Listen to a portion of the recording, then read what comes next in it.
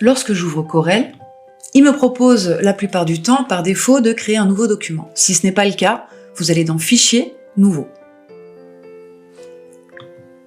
Donc on va créer ce nouveau document. Pour nous, on va l'appeler Exercice 1.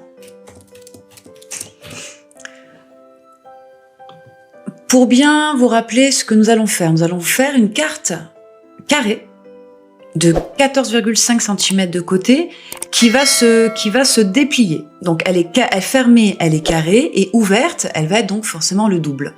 Ça peut être une carte de vœux, une carte d'invitation, c'est simplement pour travailler sur ce modèle-là. Donc nous savons qu'il faut 2 pages, parce qu'il va nous falloir la page couverture et 4e de couverture, et la page d'intérieur. Vous allez choisir le mode de page multiple. Donc afficher toutes les pages. En mode couleur primaire, on va faire CMJN, et la taille de la page va être effectivement personnalisée. 290 mm en largeur, donc ça fait bien 2 fois 145, et 145 mm en hauteur. En orientation, il va nous proposer du paysage, et la résolution, nous allons la laisser en 300 ppp, qui est l'équivalent du 300 dpi. Pour l'instant, on ne touchera pas les paramètres de couleur. Alors on va faire OK.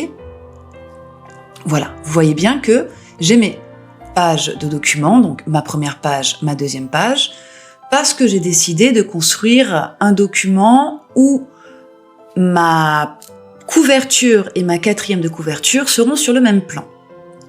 Il y a aussi les possibilités de créer d'autres documents de manière différente. Si vous ne voyez pas ce que je vois, ce n'est pas grave. Vous faites présentation, préférence du document.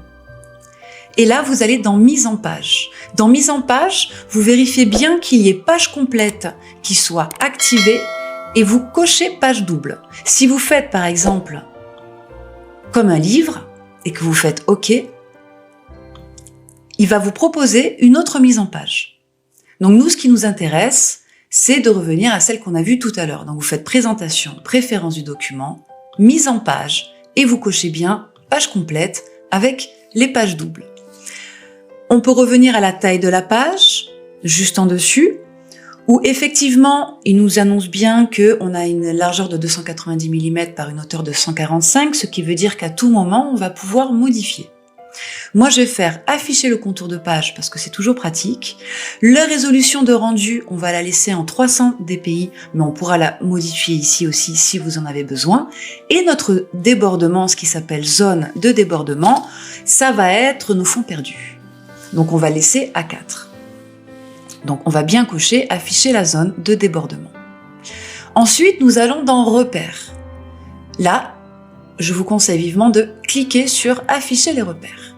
Donc on peut voir derrière notre document qu'il a déjà commencé à afficher des repères. Vous allez dans présélection.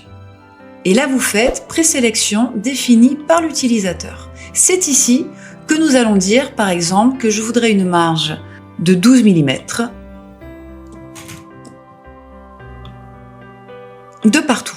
Alors, marge miroir, en haut, en gauche, moi je préférais, voilà, qu'il y ait 12 mm en haut, à gauche, en bas et à droite. On peut faire aperçu pour regarder. Et là, vous faites, alors, ou marge miroir, vous allez voir ce que ça donne, ça change pas grand-chose puisque c'est là, on a mis les mêmes valeurs. Et vous faites OK. Donc nous avons bien un document avec des marges, des repères. N'oubliez pas que si vous ne voyez pas les repères, vous pouvez venir les ajouter, les rendre visibles. Donc là, j'ai un document. Ici, j'ai mon repère. Alors, j'ai mon repère à gauche qui a disparu. Parce que ça, c'est mon repère du bas. Donc, qu'est-ce que je vais faire? Je vais dans ma grille et je vais rajouter mon repère. On avait dit, voilà, 1 cm. Nous avons donc un nouveau document et nous allons pouvoir surtout commencer à rentrer dans le vif du sujet et commencer notre composition.